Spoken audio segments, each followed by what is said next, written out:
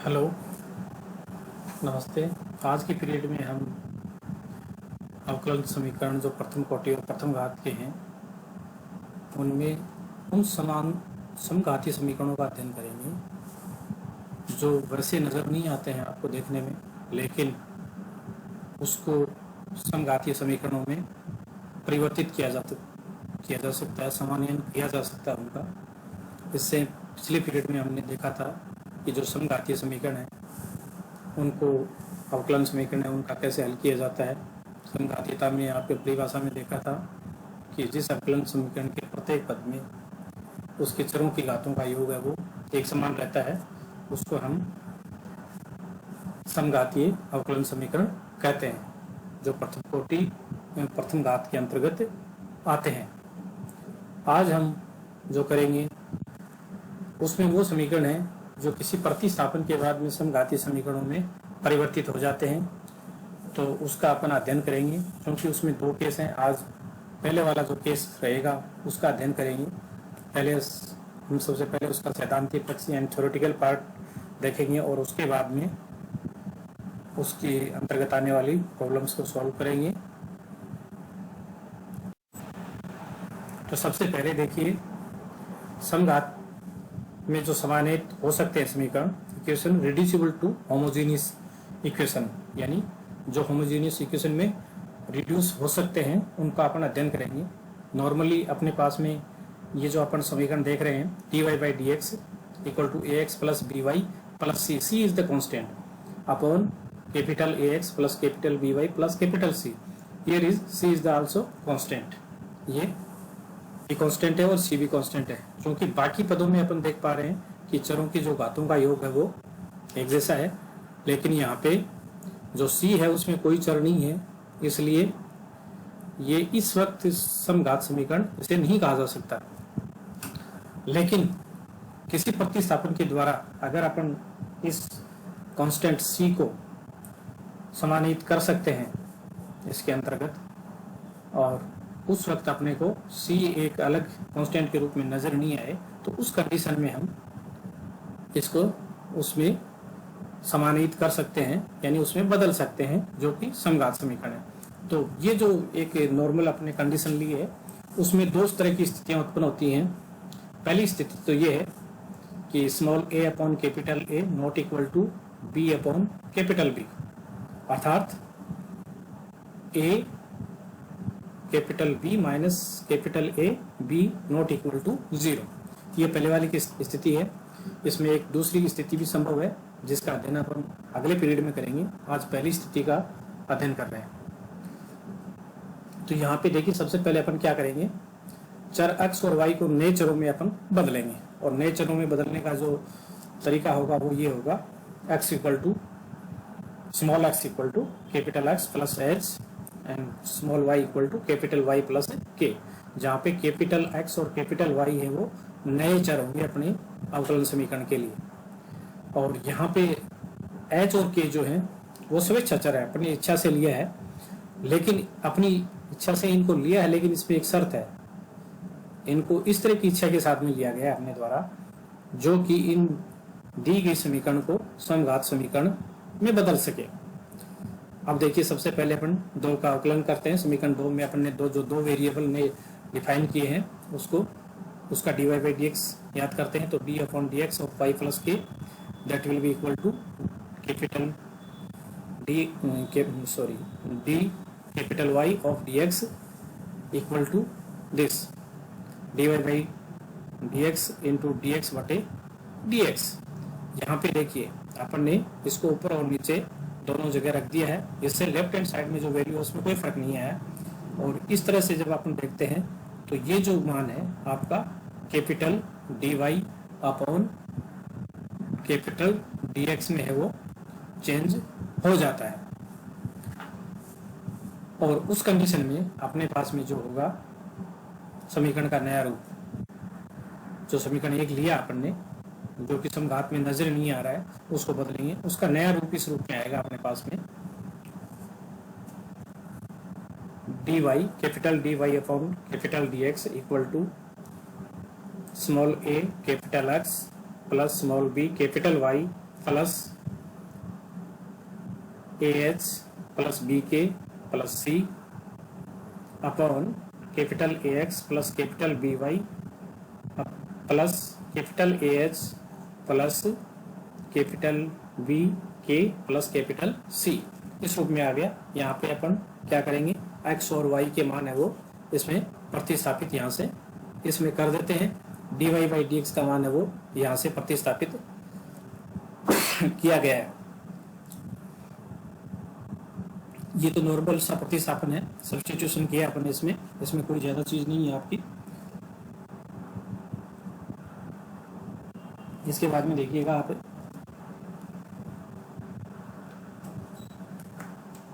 कि अपन h और k का जो सिलेक्शन है वो इस तरह से करेंगे, ये जो ब्रैकेट में जो टर्म्स आ रही हैं यानी ये टर्म्स जीरो के इक्विवेलेंट हो जाए अर्थात ये खत्म हो जाए, तो बाकी जो रिमेनिंग पार्ट है इक्वेशन का वो समघात बन जाएगा। उसमें आप देख रहे हैं कि दो ही पद होंगे, दोनों में जो है घातों का योग है वो एक समान है।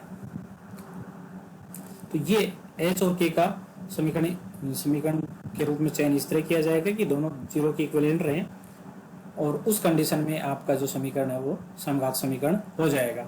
और यहाँ पे इन दोनों समीकरण की सहायता से अपन स्मॉल h और स्मॉल k इन दोनों की वैल्यू फाइंड आउट कर लेंगे, और जो कि मीनिंगफुल आएगी आपकी, जहाँ पे ये प्रतिबंध है वो आपका लागू रहेगा, यानी small a capital B minus capital A small b not equal and zero. ये जीरो होने पे तो ये चीज डिफाइन नहीं होगी, यानी k की वैल्यू है वो डिफाइन नहीं होगी और नहीं h की वैल्यू डिफाइन होगी। तो यहाँ पे ये शर्त है ये जीरो नहीं होगा, जो कि अपन ने शुरू में भी लिया था। अब देखिए जो समघात नई समीकरण थी वो अपने पास में इस रूप में आ गई, यहाँ पे वो दोनों जीरो हो चुके हैं और नए चर के रूप में अपने पास में अवकलन समीकरण है वो प्राप्त हो गई है। नया चर कैपिटल y और x के रूप में है आपके पास में। इसी रूप में अपन अवकलन समीकरण का सबसे पहले हल निकालेंगे, और आफ्टर दैट उसके बाद में अपन इसको पहले जो अपन ने चर नए चर माने यहाँ पे उसके अंतर्गत कैपिटल x की वैल्यू है वो स्मॉल x माइनस h और कैपिटल y की value small y minus k के रूप में प्रतिस्थापित कर देंगे। तो अपने पास में दी गई इक्वेशन नंबर 1 का जो सॉल्यूशन है वो प्राप्त हो जाएगा। ये इसका एक सैद्धांतिक पक्ष है, प्रोसीजर है, एज ए फॉर्मूले के रूप में अपन कह सकते हैं कि इस प्रॉब्लम का सॉल्यूशन किस रूप में किया जाएगा। अब अपन इससे संबंधित कुछ प्रॉब्लम्स को लेते हैं। एक एग्जांपल देखिए आप, x minus y into d y equal to x plus y plus 1 into d x. तो सबसे पहले ये आपको प्रॉब्लम दी गई है। नॉर्मली सबसे पहले अपन इस प्रॉब्लम को d y by d x के रूप में लिखेंगे। तो d y by d x equal to x plus y plus 1 upon x minus y. यहाँ पे अपन देख पा रहे हैं कि ऊपर के पद में एक जो पद वो एक्स्ट्रा है, नीचे के पद और ऊपर के पद बाकी में जो समघाती था वो अपने को स्पष्ट दिखाई दे रही है, लेकिन चूंकि ऊपर एक पद एक्स्ट्रा है इसलिए प्रत्येक पद में समघात वाला जो सिस्टम है वो यहाँ पे कंप्लीट नहीं हो पा रहा है। साथ में अपन जो स्टैंडर्ड रूप में अपने जो पहले इक्वेशन ली थी small X plus small B Y plus small C upon, तो उससे अपन ए और बी कैपिटल ए और कैपिटल बी की तुलना जब यहाँ पे करते हैं तो देखिए कैपिटल ए और upon small a upon capital A जो वैल्यू है वो small b upon capital B की वैल्यू की इक्विवेलेंट नहीं आ रही है यहाँ पे, इसलिए अपन इस समघात समीकरण के रूप में परिवर्तित हो जाए इसके लिए अपन प्रतिस्थापन करेंगे। और प्रतिस्थापन क्या होगा, small x equal to capital X plus h small y equal to capital Y plus k के रूप में, जो कि अभी अपन थ्योरेटिकल पार्ट के रूप में देखा है, अपन ठीक उसी तरह से ही करेंगे।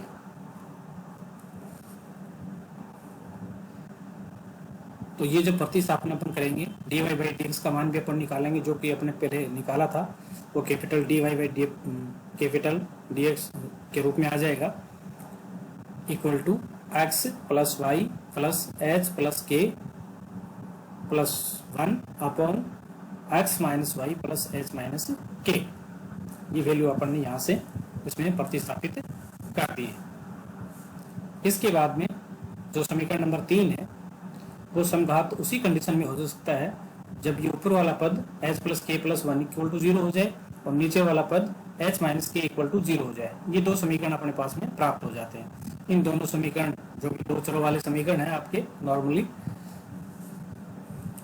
गणित के अनुसार मैथमेटिक्स में, तो इन दोनों को सोल्व करके अपन h और k की वैल्यू फाइंड आउट कर लेते हैं यहाँ पे, और यहाँ पे चूंकि दोनों की वैल्यू है वो -1/2 अपने को प्राप्त होती है। अब समीकरण 3 को इस रूप में अपन लिख सकते हैं। जब इन दोनों टर्म्स को अपने 0 के इक्विवेलेंट ले लिया है तो बची हुई जो इक्वेशन है वो dy/dx equal to capital X plus y plus capital Y upon capital X minus capital Y, और ये समीकरण है वो आपको स्पष्ट दिखाई दे रही है कि समघात अवकलन समीकरण है। क्योंकि समघात अवकलन समीकरण है तो उसका सिद्धांत अपन उसी तरह से यूज करेंगे। उसमें y इक्वल टू vx वाला प्रतिस्थापन उपयोग में लेंगे। y इक्वल टू vx का प्रतिस्थापन जब अपन करेंगे तो अपने को dy/dx पुनः ज्ञात करना पड़ेगा, जो कि आपका v plus x into dv/dx के रूप में आएगा। और ये मान अपन समीकरण नंबर 5 में जब प्रतिस्थापित करते हैं तो नया समीकरण अपने पास में जो प्राप्त होगा वो tan inverse 2y plus 1 upon 2x plus 1 minus 1/2 log 1 plus bracket 2y plus 1 upon 2x plus 1 का whole square capital bracket close equal to c plus log 2x plus 1/2। इसको फर्दर आगे और सॉल्यूशन अपन करेंगे इसका, तो ये आपके पास में आ जाएगा tan inverse 2y plus 1 upon 2x plus 1 minus 1/2 log 4x square plus 4y square plus 4x plus 4y plus 2 plus log 2x plus 1 equal to log 2x plus 1 minus log 2। यहाँ पे लॉग m अपॉन n के सूत्र लग जाएंगे। यहाँ पे जो सूत्र लगाया आपने वो अपना होगा, जो अलग अलग दोनों जगह है वो मल्टीप्लिकेशन में कन्वर्ट हो जाएंगे आपके टर्म्स हैं वो, और उसके बाद में m इंटू एन वाला सूत्र है वो लॉग का अप्लाई हो जाएगा। यहाँ पे अपन दोनों पक्षों को जब सॉल्व करते हैं तो एक टर्म है वो दोनों जगह से आपको साफ दिख रही है, log 2x प्लस 1 और log 2x प्लस 1 दोनों साइड में है, ये कैंसिल आउट हो जाएगी और लेफ्ट साइड में आपके पास में जो शेष बचेगा वो ये रहेगा tan inverse 1 upon 2y plus 1 upon 2x plus 1 minus 1/2 log x square plus y square plus x plus y plus 1/2 equal to c। That will be your answer. ये तुम्हारा उत्तर होगा।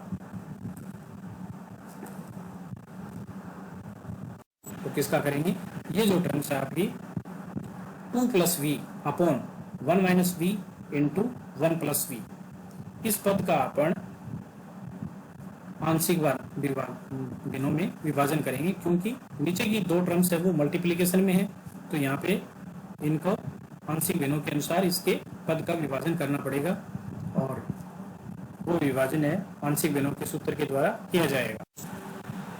और उस कंडीशन में जो वो दो भाग होंगे वो आपके ये होंगे 1 upon 2 into 1 plus v plus 3 upon 2 into 1 minus v into d v. Left side में डी एक्स अपॉन एक्स आपका मौजूद है ही। अब आप देख पा रहे हैं कि ये जो पूरी टर्म्स है वो आपकी अवकलनीय समीकरण में बदल गई है, या अर्थात अब वो अवकलन समीकरण के रूप में है, परफेक्ट रूप से चर सेपरेट हो चुके हैं, चर पृथक हो चुके हैं। तो अब अपने को इसका समाकलन करना चाहिए अवकलन समीकरण को हल करने के लिए, और जब समाकलन करेंगे तो एज पर यूजुअल यहाँ पे आप देख पा रहे हैं कि सीधे फॉर्मूले यूज करते हुए log x plus log c, क्योंकि जो भी log c है वो यहाँ पे आपका इंटीग्रेशन कांस्टेंट है। क्योंकि इंटीग्रेशन कांस्टेंट के बारे में आपको ये हमेशा देखना है कि आप इसको हमेशा अपनी सुविधा के अनुसार चूज कर सकते हैं। कभी log के रूप में ले सकते हैं, log c भी कांस्टेंट है, ओनली c भी कांस्टेंट होगा, तो ये आप अपनी सुविधा के अनुसार आप इसको चूज है वो कर सकते हैं। इसमें ऐसी कोई दिक्कत नहीं है। अपना आंसर थोड़ा ठीक लगे, थोड़ा ढंग का लगे, अपन उसी अनुसार उसको हमेशा चूज कर सकते हैं। तो लेफ्ट हैंड साइड में आप देख पा रहे हैं log x plus log c equal to 1/2 log 1 plus b minus 3/2 log 1 minus b। Right hand side में log का फॉर्मूला लग जाएगा, लेफ्ट हैंड साइड में log का फॉर्मूला लग जाएगा। तो यहाँ पे ये होगा आपका log x plus log c जो कि प्लस में है, तो वो log x c में कन्वर्ट हो जाएगा, क्योंकि यहाँ का 1/2 जो है जो राइट हैंड साइड में आएगा और वो राइट हैंड साइड में मल्टीप्लीकेशन में आएगा, तो वो एक्स स्क्वायर की पावर के रूप में आ जाएगा यहाँ पे, क्योंकि log के लेफ्ट में होगा तो वो log की पावर में आएगा तो वो स्क्वायर हो जाएगा। और राइट हैंड साइड में आपके पास में ये जो 3 पावर है वो यहाँ पे log में आ जाएगी, जो 3 है वो 1/2 चूंकि लेफ्ट में जा चुका है आपका, यहाँ पे 1 है, उससे कोई दिक्कत नहीं आएगी। तो ये आपकी राइट हैंड साइड में जो चीज़ आएगी वो 1 plus b upon 1 minus b का क्यूब। ये आपका सॉल्यूशन आ चुका है। ये सॉल्यूशन आ गए हैं, तो अपन v की वैल्यू है वो सब्स्टिट्यूट करेंगे। सबसे पहले v की वैल्यू जो आएगी आपके पास में कैपिटल y अपॉन x आएगी, तो यहाँ पे प्रतिस्थापित कर देंगे और कैपिटल x और y के रूप में अपने पास में ये सॉल्यूशन आ गया। और इसके बाद में अपन देख पा रहे हैं कि इस सॉल्यूशन को आगे और सॉल्व किया जा सकता है।